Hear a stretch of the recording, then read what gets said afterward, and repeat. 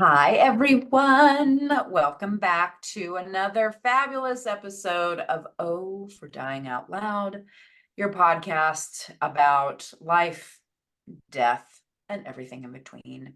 I am your host, the magical life midwife, Angie, and joining me today is, The dazzling death doula, Laura Shaw.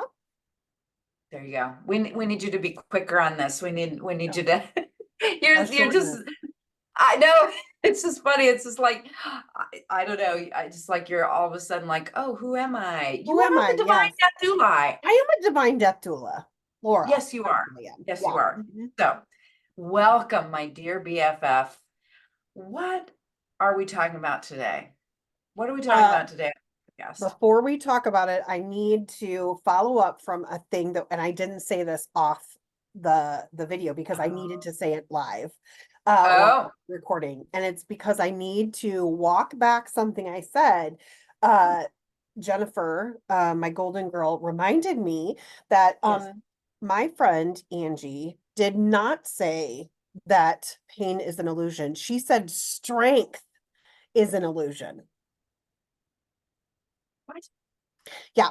So on the last podcast, I had said, no, you always say pain is an illusion. You're like, it's not. I didn't say that. I'm like, no, no. I don't think you meant it that way, but literally it was just about strength being an illusion when we're holding long poses. So yin yoga, Oh, if you hold long poses. So now whenever we're carrying something heavy from the garage, this is what we say. Angie says that strength is an illusion. We can carry this. you guys. So for our listeners who are going, what Yes. WTF, what is happening here? I don't know. And B, clearly I have not taught yoga classes for quite some time, so I need to teach them again so that Laura and Jen can get the right terminology. So, But yeah, just so everybody knows, I misspoke. She never said pain was an illusion. She said strength yeah, was an illusion, meaning that we could hold a long pose in right. yin yoga, which is fine. So I'm clarifying. So I needed to set the And record this straight. must have been a long time ago. I haven't Yes. taught yoga online for a couple years now, Yep. and so It was uh pre-COVID, I actually think. yeah, I think so too. Yeah. And I think there's probably some other context in there. Yep. So Yeah. listeners, we're just gonna file that away as Yep. Put that not away. indeed no. But it segues into a nice topic, doesn't it? Because it's what? Awkward. Yes. Awkward. Yeah. So today's topic, we're going to just have a chat about the awkwardness surrounding death and dying and finding out that someone has died. So what brought this up is I had spoken to Angie just about how strange it can be when someone that you know passes away, but you don't know. So you find out on Facebook, or you find out, I found out that a coworker's spouse had passed 2 years ago. I didn't work with I haven't worked with this person for years, but they're still someone I worked with for a decade. And I had no idea until I ran into somebody else and they're like, no, his wife died. And I'm like, what? Because I don't know, I don't read the obituaries every day and I'm not super social Right. media. And yeah, so it kind of turns into this really awkward thing um for for people. And so things like this happen. And so I'm just like, how do we navigate those sorts of conversations, both as the person who finds out this startling information, or like my one of my beautiful children, her father passed away, who was my high school sweetheart. And we grew up in a very small town. She now lives in that small town. And someone asked her not that long ago, actually, how her dad was because they hadn't seen him. And I'm like, I don't know how in a small town they didn't know, but they Right. didn't. And so Right. she's like, awkwardly, like, I mean, he passed away a couple years ago. Right. So it was Right. kind of this, I'm sure that the person who asked felt like really, but also she was like, I don't want to make this person feel bad. Yeah. But you know what? I mean, I think that unless you live in I just don't know how number one, you can avoid it. So first of Right. all, my personal take on it is I think we feel awkward because we feel embarrassed. Right. And my response to that is, how would you know? How would you know if you're not running in those circles, right? If you're not, talking to those people on a regular basis, Right. we can't possibly know all the things all the time. And so, for the person who says, "Oh, how's your dad?" and they're passed, first of all, give yourself a little grace because you just simply didn't know. I would also say don't over apologize. Like, don't be Yes. so effusive, like, "Oh my God, I'm so sorry. I didn't mean to cause you pain," whatever. That's not what the person needs to hear. They just need to hear your genuine, "Oh, I'm so sorry. I did not know." Right. And then turn it right around and go, "How are you?" Oh, Right? that's lovely. Yes. How are you? How are you? Yes. Because, it's not about you and Hmm. your awkwardness. Even though And it's, we do that. We do mhm. that. We were like, "Oh my God, I've got to make a big show out of backpedaling." Yes. And you do not. You just need to acknowledge, "Oh, I didn't know. I'm so sorry. Tell me how you are," and move on from that. As the person who, is being asked that question, like your daughter, um, I think it is a personal, like, how do you feel about it, and to understand that the other person, there's no malice behind it. There's no, yes, it probably will touch a pain point. It's like poking at a wound, but it isn't personal. It Right. isn't personal, right? And Right. so just to recognize that, oh, this person really didn't know, and to give them some grace, Yes. and to let yourself feel what you feel around that, Hmm. that, oh yeah, it's been really tough or whatever. Because what's interesting about that is that we say, well, I don't read the obituaries. The last two very close people that I found out about their deaths were on Facebook. Right. And it's one of those things where I go, oh my God, this is such a curse, this social media. Hmm. And yet, had I not been on Facebook, I would not have known. It would probably have taken me a lot longer to find out about it. Yes. So, from my personal experience, the first thing I experienced was shock, Yes. absolute shock. Like, what do you mean this person is no longer with us? Right. That can't be You know, true. right? It can't be true. And you do kind of do that, right? Because there are some wicked people out there Yep. who post clickbait and garbage that, might not be true, I mean, when celebrities have to come on to, social media and go, "Hey, you've been seeing those fake stories about me dying. I didn't die," right? I Right. mean, it's So here. sad that we have to do that. But I think for those two people that I really cared about, um, I was just in shock. And then I just, you just let yourself feel the feelings of that moment. And this was the learning for me. This is the lesson for me. So the one friend that I found out passed on Facebook, it was in a Facebook group, and I was just distraught about it. And because of my nature and my personality, I did my crying, I did my shock thing, and then I wanted to immediately figure out how to help the family. Right. And so I was messaging people going, "We need to help them. And so says that they need money for the medical bills. And so says they need this." And I was just going all out on the day that we all found out that he passed, right? And so thankfully, people were very forgiving, and they're like, "Angie, it's a little too soon. It's a Oh, little too soon to be talking about fundraisers and mobilizing units. We've got to just be with our feelings and let the family be with their feelings, right. right? Right. There's has to be this space." And so that was a real huge learning for me, like, which really is translatable to just about everything in my life. Respond, do not react. It's a hard lesson for me. It is. It's Uh, for all of us, I think. right.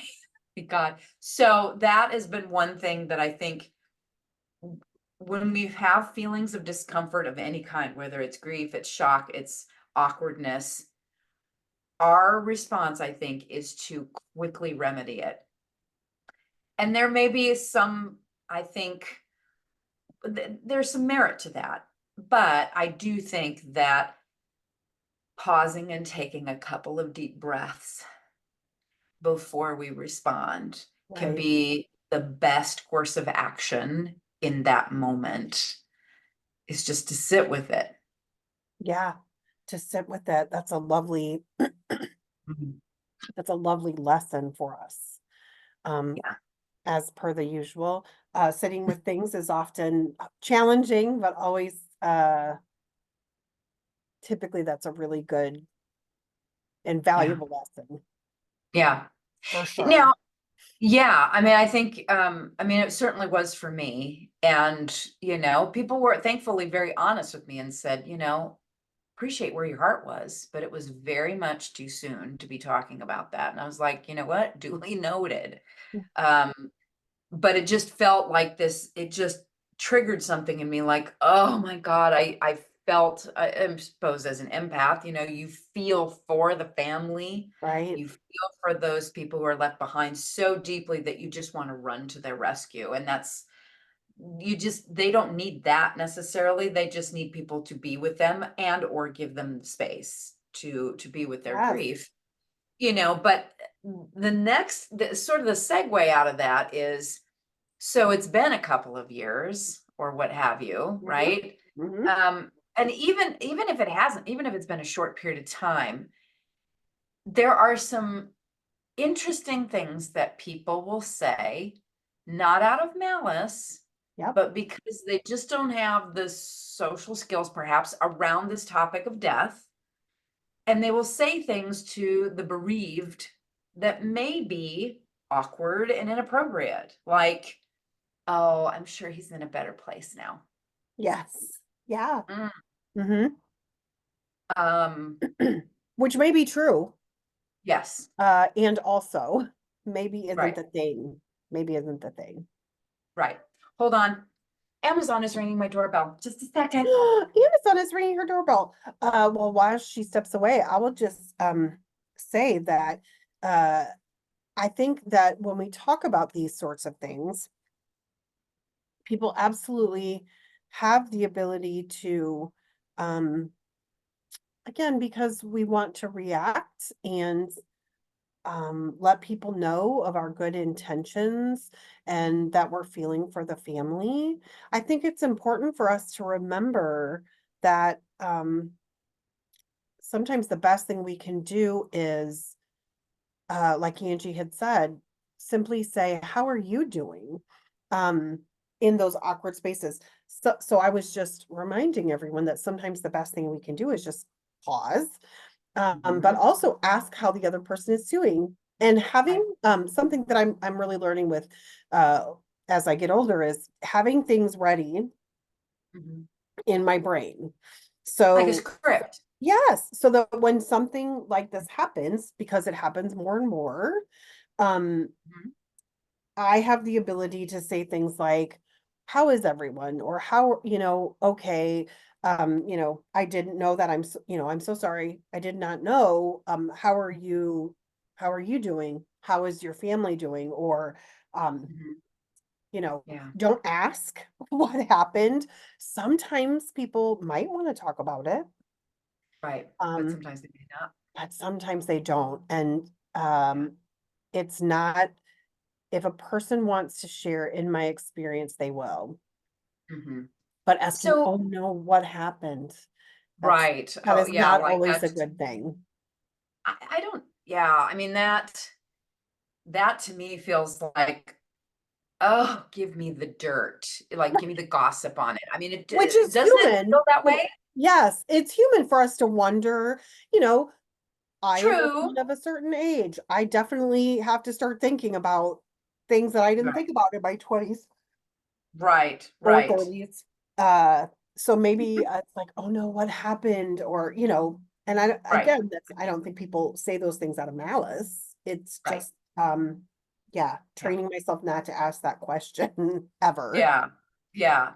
Mhm. No, it's true. And I agree with you. I think it's, when you are approaching someone, I think we all we either just have our pat phrases like, oh, they're no longer in pain, they're in a better place now or whatever. So if those aren't really the most appropriate, find your own other script that you can Mhm. use.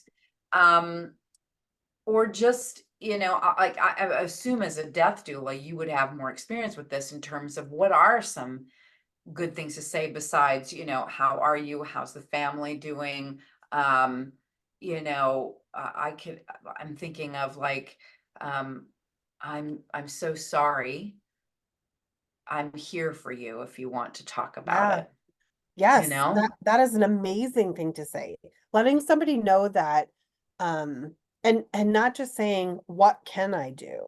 Which is Mhm. something that I have a terrible habit. I do too. Yeah, It's a knee-jerk reaction, right? Like we just, how can I help you? Because one, we're not sure. right, Like, if I make you a casserole, maybe you don't like casseroles, I right, mean, right. Well, and also, I don't know how you would like, I have run into this in support. it. Yeah, like how can I support you is a great way to say it instead of Right, what can I do? right. Sometimes it makes it about them and not you. And also, you had talked one day about the death groceries or the event Mhm. groceries where you just order some groceries Yeah, for a person who's going through something or,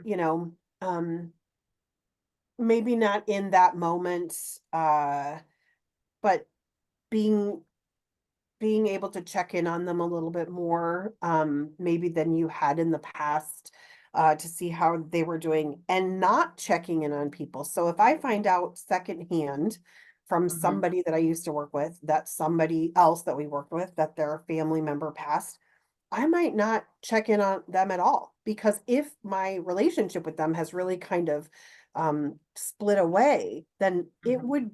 I feel that it would not be appropriate for me to then say, "Hey, I just heard the news." Right, Even right. though that would in some way make me feel like I'm supporting them, but rather than Mhm. next time I see them saying, "How are you keeping? Right, I'm sorry for your loss," at that time, rather right, than out of the blue coming back, um, right, and right. reaching out to them. But I mean, it's such a funny thing, that people feel differently about it, and Yeah. Yeah, I mean, I think that, I mean, for me personally, I have a very strong need to help other people. And so when I Mhm. don't know what to do for them, I feel helpless. And Yeah. again, it's not about me. I'm not, that's my problem, not theirs. Mhm. But, it's sort of, how can my understanding, and correct me if I'm wrong, but even saying, how can I support you in the midst of their grief, they don't know. I It's not don't their job know. to answer and give you a task, Mhm. Yeah. so you just do, if you feel compelled to do something, I suppose give a card, give some money, take over, a meal or something that's very popular, right? Yes. Yes. Lots Uh, lots of baking, lots of meals, but, you know, I think it's easier if you know the person a little yes. better. For Yep. example, so this friend that had passed, I have become close with, his daughter, Mhm. and I know, enough about her in our friendship and everything that even before that happened, she, when she'd come over for dinner or whatever, she's like, "Oh, I would love to cook for myself like this, but I just don't. And sometimes I kind of, forget to make something for myself. And, it might be cheese and crackers for dinner." So I know that that is not something that she normally does for herself on the regular. Right. So that's why it was easy for me to go, I'm going to take that burden off of her. She does need to eat. She does need to nourish herself. So I'm going to go to the store and get her the groceries and drop them off. And it turned out to be the best thing. She's like, oh my God, I just tore into it as soon as you left the house, you know? So, but that's because I knew her. Right. I knew a little bit about her. So if you're not sure and you do want to do something, ask somebody who is closer to them Yes. rather than asking the person directly. That would be my recommendation. I don't know how you feel about that. I would agree. I think if you can do something like ask somebody who knows them, if Mhm. they have a faith community or Oh, yes. coworkers or something Mhm. like that, you can always check in with people who might have a better idea of kind of what they're experiencing, what might be their biggest need at the moment. Um, Right. and also you can always send something like a gift card, which I know sounds impersonal sometimes, Mhm. but being able to have a gift card so that they can call DoorDash or having a gift card for groceries or a meal, Massage. yeah, just whatever. Yeah. Sometimes that's just enough um, Mhm. to remind them to Right. take care of themselves a little bit. Right. Right. There's not really a perfect answer. Right. There's Right. not really a perfect answer. I know, yeah, it's true, isn't it? And I think Yeah. that's what makes it so awkward for us. It's Yes. just like, Yeah. I don't know what to do. I mean, and it's funny because I had, a few more experiences like that where it's like, I feel like I want to do something, but I don't know what to do. So it ended up, I just called and Oh, I said, love I'm that. just checking in on you, That's beautiful. just checking in. And it worked out great, and just listening for clues. I think this is where the pausing and the listening is really important, because listening to what other people are saying about, what their needs might be, listening to that person saying, here, I'm here to listen and to just hold space with you, Yeah. can be, and then when you hold space, like really holding space, meaning if there's quiet, let it there be quiet. Don't try to fill it with anything and trying to fix it. There is Right. Fix nothing it. to fix Hmm. about grief. There's Right. nothing to fix. It is being with. That is the solution, is to be with the other person who is experiencing that grief. And eventually, because what happens is, in my experience, is that, when you create space, it's like in a coaching conversation or any kind of difficult conversation. When you create space, you it's an invitation to the other person. Right. And when they feel ready, they will share. They will Yeah. share how they're feeling. They will share what they need. They will share what their struggles are. Oh my gosh, it's been so hard this week because I don't have any food in the fridge and I've got, people coming over. Listen, Hmm. you know what I'm going to do? I'm going to go to the grocery store for you, or I've got all this laundry piling up, blah, blah, blah. Can I wash your dishes for you? Can I do your Right. laundry for you?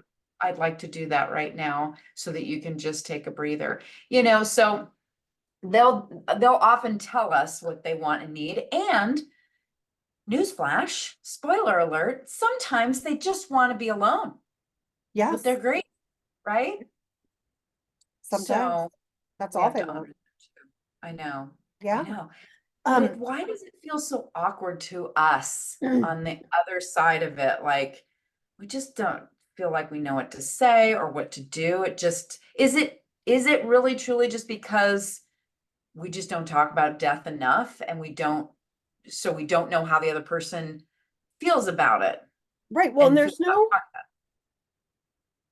there's no true social etiquette that it. exactly prescribes this for people. All Like right, we there's no know to handbook. cover our nose and mouth with our arm, not our hand. And we know, Right, like we right. have all these rules about, um, Social and there's, conventions. yeah, we don't talk about this enough to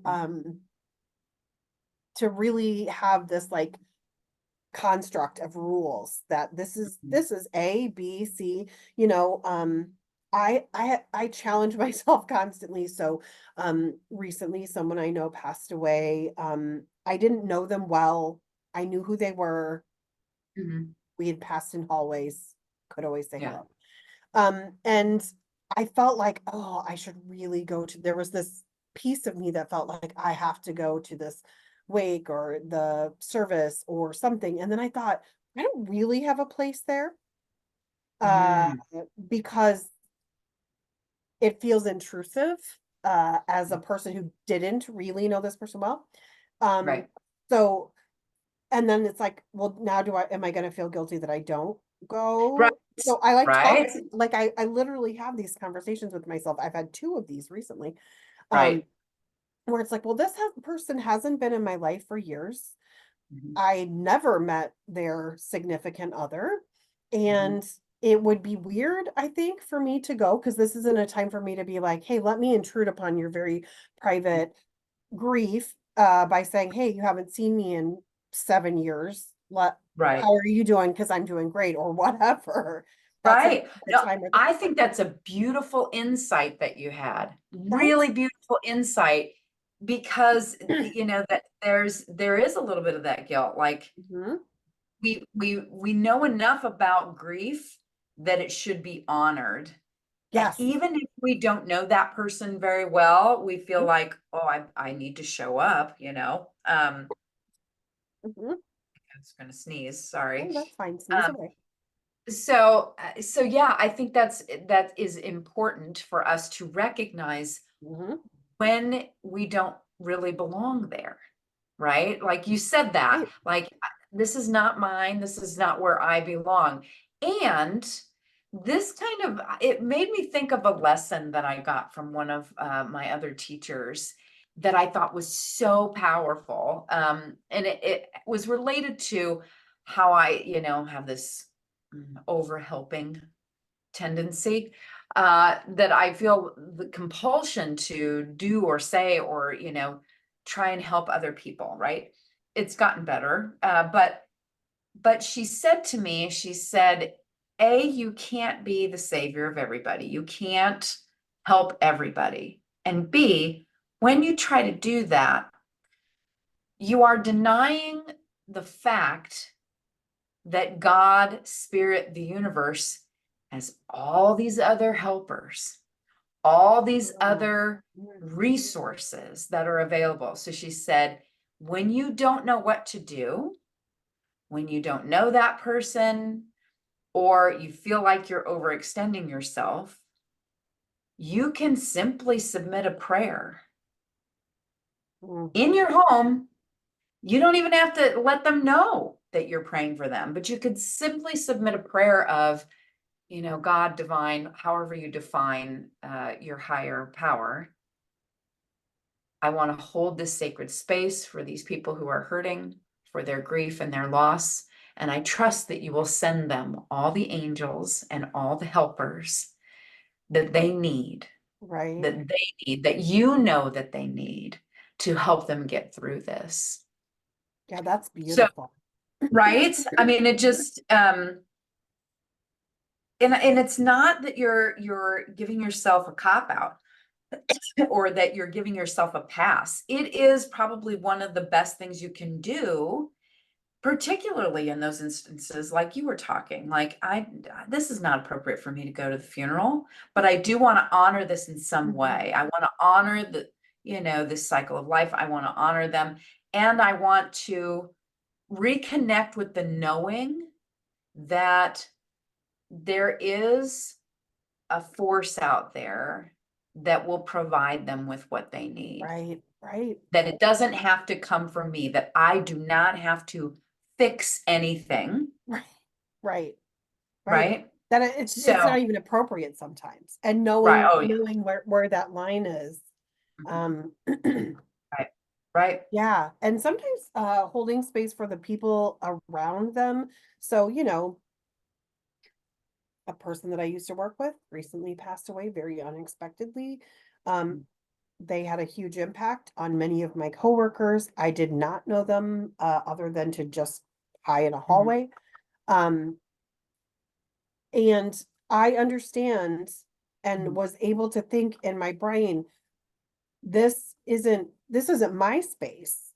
Mm-hmm. However, many of the people that I work with, that I interact with every single day, they absolutely, this was their space. This was Right. their, and being kind and um, gentle with them and holding the space for them so that they were Mhm. able to take the time that they needed, which is just Right. this really beautiful idea that, um, you know, uh, I really got myself like, no, no, it would almost be inappropriate, in my opinion, for me to Mhm. have gone because this Right. wasn't my space. However, I can Right. hold the space for, and I Mhm. love this idea that you can hold space for them between you and your higher power or higher self, and really talk about making sure they're surrounded with what they need and who they Mhm. need. Right. Um, because that, you're right, because that's such, it is such, I live in this space. Like this is a space that I am pretty comfortable in most ways. And this Mhm. is still one of those crazy spaces where it's so um it can be very I don't want to say awkward. I mean awkward. It can be Yeah. like there's no real rules. There's no like you Right. like there's just Right. nothing that also Right. I tend to be a crier. Um I as a show of respect, many, many years ago, I worked for attorneys, and I worked for attorneys that one of our clients' daughter, his Mhm. daughter passed away very unexpectedly. She was like Mm. 25. Wow. Never met the girl, barely knew the client, because he wasn't my attorney's a client. He was just a Right. client from and so I went to that funeral and I sobbed all the way through Oh, it. Like I almost don't mean to laugh. right? No, it's horrible. It was like, this isn't about me. Like, and I don't want it to be about me. And Right. so for that reason, Mhm. have avoided, I don't avoid all, but I'm much better than I was back then. But it was like I am an empath. I feel the emotions of the room. And Mhm. whether they're my emotions or not, I'm much better at being able to tell what's mine and what's not mine than I used to Sure. be. Sure. Um, Yeah. but definitely I sobbed through like uncontrollably through the funeral of a person I did not know. And I And am that, like, you know what? There's something beautiful about that, though, is that as an empath, you understand the pain of that, that you are yes, honoring the pain of that. I think, unfortunately, that's going to get lost in translation because right. everybody else is probably going to go, "Who are you? Who is this person who is Who is sobbing this person?" uncontrollably in the back row? Right? I just wanted to, kind of swoop in and go, there's no shame in your feelings. But Yes. it is important to know that, if you are an empath, if you are sensitive, Mhm. this is something to keep in mind about being in those spaces. You have to be really grounded and centered to Yeah. be able to hold that space. Yes. Because you know what? Look, grief is sad. I It don't care is. who it It is sad. is. Hmm. It is sad, and we can, and the fact that you were able to get in tune with that space where you understood and could call up grief the way that some of these other people were feeling grief, that's a beautiful thing, because there's just as many people who can't touch that, who Absolutely. don't have that reservoir, that don't like, okay, well, we're Well, I moving felt on, it for them all, every one right? of them in that space. Take one for the team. Yeah. Everybody, I was doing it But for you. there's no shame. The whole point, that I think we want to pull the thread and the bow around for Mhm. this is we're not talking about awkwardness in this space so that you can worry about it and feel guilty when you Right. are awkward. Mhm. That's not it. The whole point of it is to be gentle with yourself as a human being, because Mhm. we are all navigating this thing that A, isn't talked about a lot. Right. B, we don't have a social etiquette book on how to navigate it. C, Right. everybody's going to respond differently. Mhm. So it is likely that you're going to say something or do something that may be awkward. Yes. It's going to be okay. And, give yourself some grace, give the other people some grace. But, I think this is just part of the ongoing conversation. The more that we talk about it, the more we learn about things. And if you could, like I tell people, if I can't set an example, let me serve as a horrible warning of what not to do, Right. Let's right? do this. So when, I have my friends who are kind enough to tell me, love your heart, but it's too soon to be thinking about drumming up money when they're just grieving, right? Right. So, that's part of the learning process is, oh, okay, this is how I'm going to choose to respond differently next time. That's the best that anyone can hope for. Learn from it, find some scripts, and when all else fails, hold space in your own space Hmm. and pray to the God of your understanding for those people. Absolutely. That's Absolutely. that's the Also best that we embrace the awkward. Like yeah, literally, it is okay. There's nobody who does this perfectly. There's no Martha Stewart who comes in and has a show that tells you exactly the right thing, way to fold this grief or this right, conversation. So, right. accept that sometimes you're gonna, I still say the wrong thing. Um, I still will catch myself going, what can I do for you? And then I'll Right. be like, mm, I Yeah. asked that, but really, I'm just gonna do something. Right, right, right, right. Yeah, because it's such a special little place that, Yeah. thankfully many of us don't experience this every year over and over again. Right. Right, right, right. So Yeah. it's the older I get, the more often I experience it. So I'm getting better at navigating it. Yeah. And I try really hard to just be kind, I think is always Yeah. a valuable lesson. I'm just kind. I'm kind to myself. I'm kind to others, Yeah. because none of us know Right. how to do this correct. Right. Exactly. Hmm. And I love that, when all else fails, default to being kind. Yeah. Which brings me to surely nobody on our podcast who is watching would ever do this. But when someone loses a pet, Oh, do not say it's just a cat, just a dog, just a hamster, right? never. Never say that because this isn't about you and how you interpret it. This is Yep. about the other person and their grief. The Yep. best thing you can do is when they say, oh, my cat died, to say, I'm sorry for your loss. That Yeah. must be tough. Even if you don't Acknowledge, understand it, even if you don't understand, especially if you don't understand right? it, because here's the beauty of it. If you don't understand it, but you acknowledge and honor their feeling, you're going to come to greater understanding Yeah. with that person. You have connected on a heart level in a way that would not be possible if you were to say, it's just a cat, Right. It's just a cat. you know? Mhm. Is it just a cat? I mean, there are No. people who on their deathbed will not die until they find a safe space for their pets.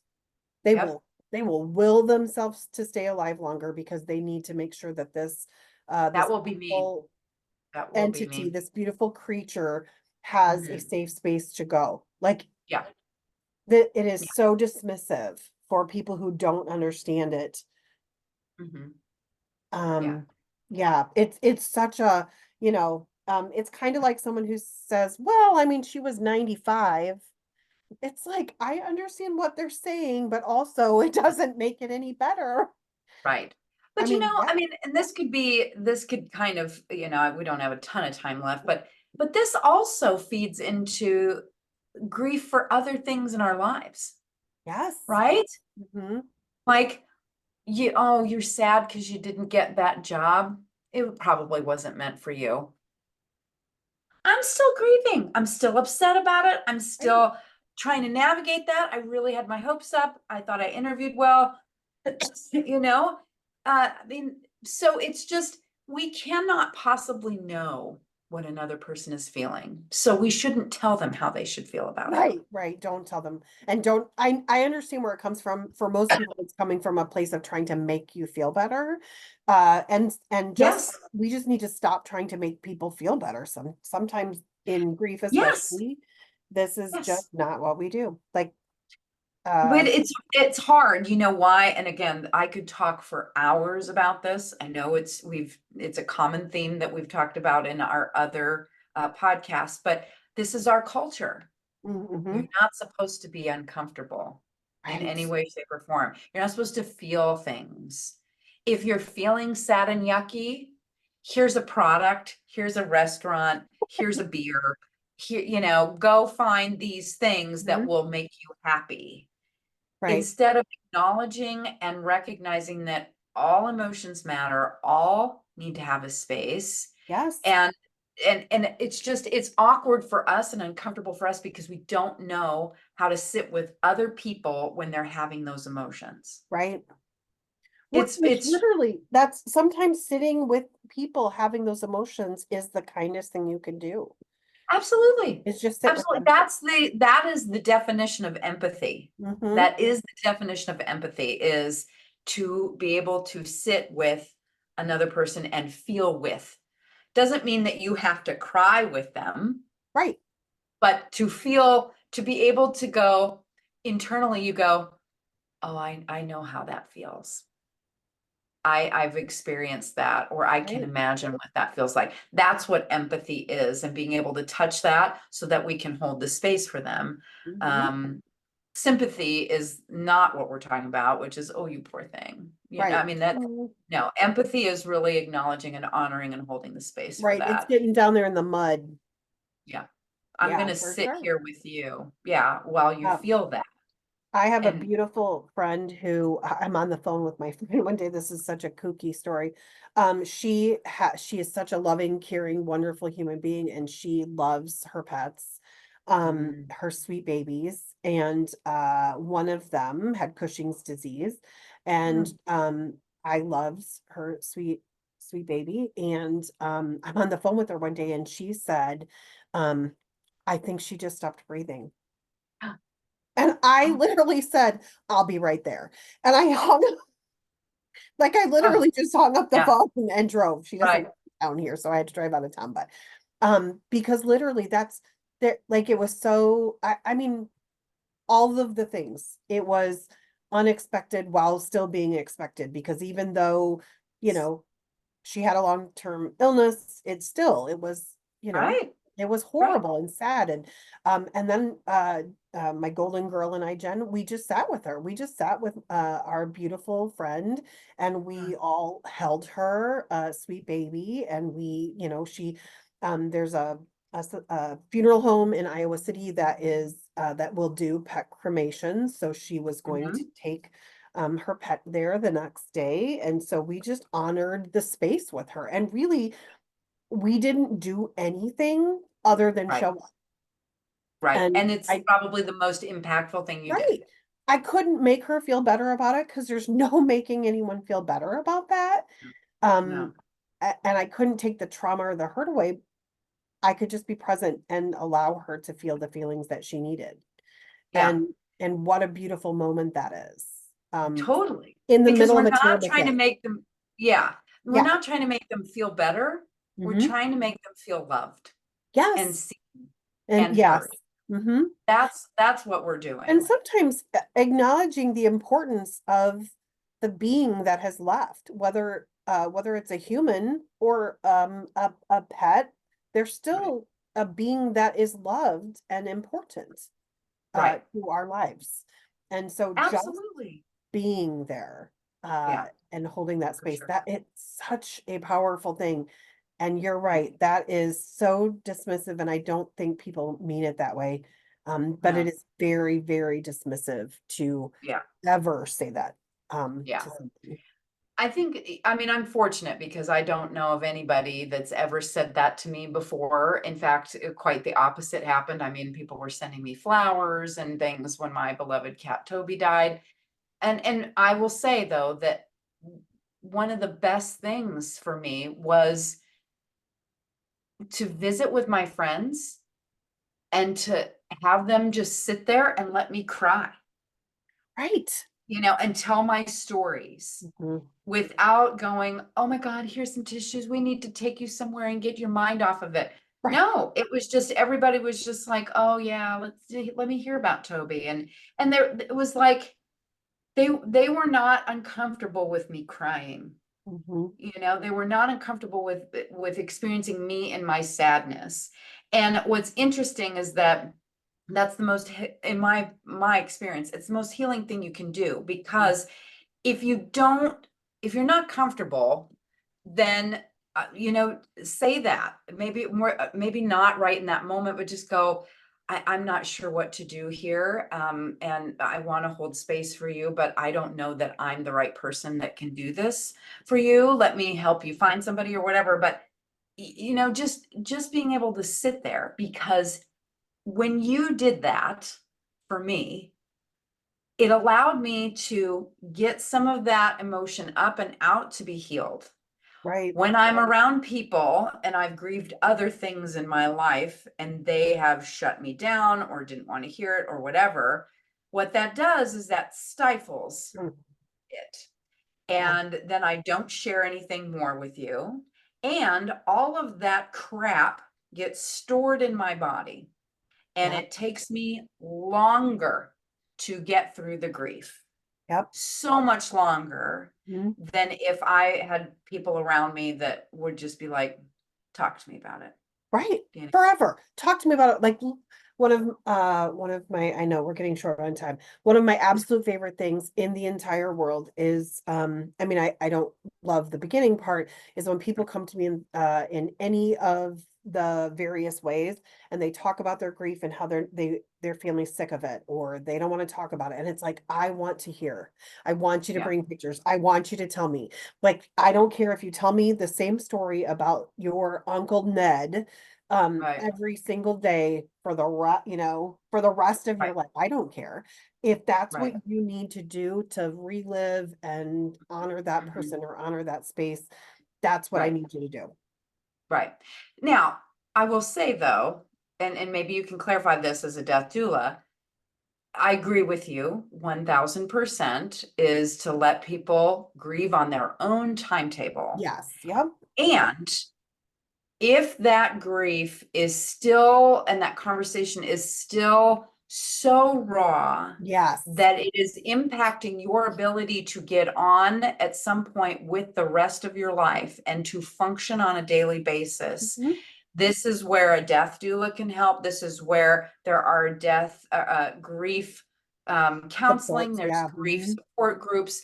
There are resources out there, Absolutely. because that's where there's kind of that fine line. It's like, yes, we don't want to stifle this, but we also don't want us to continue to live in that space. It's one thing to talk Right. about grandma and grandpa with happy memories and Yes. how you Yes. miss them, as opposed to, I haven't showered for a week. I am still wanting to cry and talk about this and nothing else. And This I can't get loss, on, this right? sadness. I just Mhm. can't get on with my life. There's a difference There is a there. difference We're talking about, because yeah.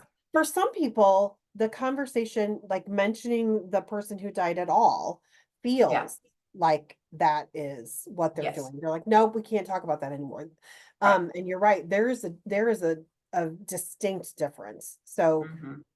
having great memories, mentioning that person, keeping them alive in your everyday life as you continue your path, Right. is super healthy and wonderful. Yes. Yes. Having um having a space where you are still consumed by the grief and you're not able to embrace continuing on your life, even if it's different, um Mhm. that is being stuck. And Right. you can be stuck for a little.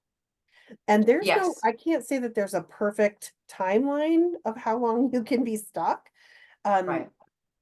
it's really when it is impacting your ability to do anything else in your life. Well, to take Um, care of yourself, your own right. physical health Mhm. starts to suffer, you Yep. know, your ability to just continue on doing the day-to-day things to support your daily living. Yes. That's really what we're talking about Yeah. here. And you're right, support groups. Grief groups are amazing. There's some amazing groups in this community for all kinds of, parents who've lost a child, for people who have a loved one who died by suicide, for people who died to their addiction. Like there are some amazing support spouses who've Right. passed. So amazing support groups in this community. We've been really, really lucky. And I would always say, if you can't find one, start looking up your local NAMI chapter, Mm-hmm. or your local hospitals, therapist's office, things like that. You can communities of faith, your synagogues, your mosques, your churches, or your coven, whatever it looks like for you. Right. Like find the space to Yes. to get to your daily. You're right. Yeah, absolutely. Yeah. Because, and to kind of wrap this up and put a bow on it, death does not have to be awkward. It will be awkward sometimes. We will Yeah. do awkward things because we are awkward human beings. Yeah. But a lot of times I think things feel awkward because we just haven't, it's outside of our comfort zone. Right. And so keep talking about it, keep learning about it. If you don't know, say you don't know what to say or to do, but listen, be open, and trust that this death is a heavy thing, but it's a beautiful thing as part of our whole life. And so the more we learn about how to do that well, we learn how to live well as so. Yeah. Really, this was a very awkward conversation, Laura. It's all about the awkward today. Right? Yes, I loved it. It's great because again, we don't talk about it a lot, some of these little nuances when it comes to death and dying and how we navigate that with our own losses, with other people's losses. It's just, yeah, it's awkward.